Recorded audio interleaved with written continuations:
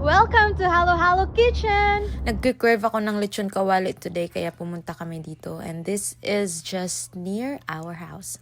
So, Halo Halo Kitchen nga pala ay isang Filipino-owned restaurant.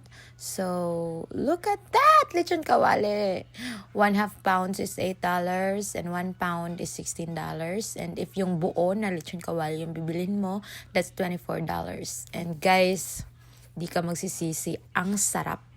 So, bumili lang pala ako ng 1 pound, guys. And perfect talaga to sa mga nagki-crave ng Filipino food dahil kompleto sila. Meron din silang iba't ibang putahe like beef steak, kilawin, kari-kari, chicken afritada, beef caldereta, and all others. And I'm so happy to see dahil meron sila ditong binignit or tinatawag nating bilo-bilo.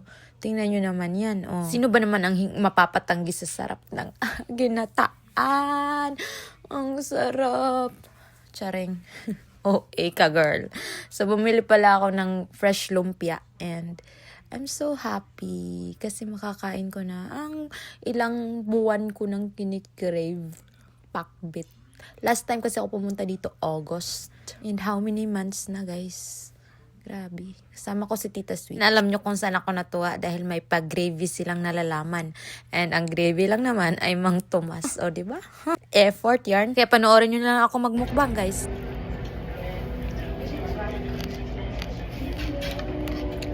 Noon. Yun, citizen na ako. Wala na.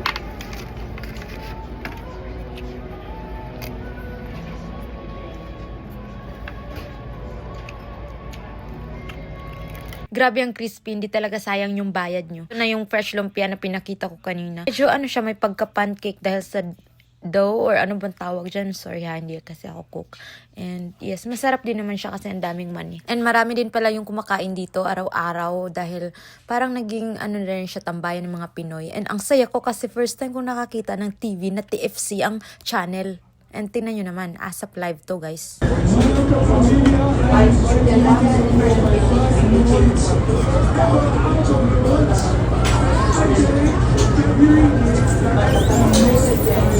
Yan pala yung cousin ko, si Jaren Garcia. Charing lang. So, yan po ang kanilang mga paninda. Meron silang star margarine, meron silang tuyo. Lahat ng bet nyong kainin, meron silang hopya nandito sa kanila. If you're in Arizona, just search Halo Halo Kitchen and you can be here. That's it, guys. This is Shai.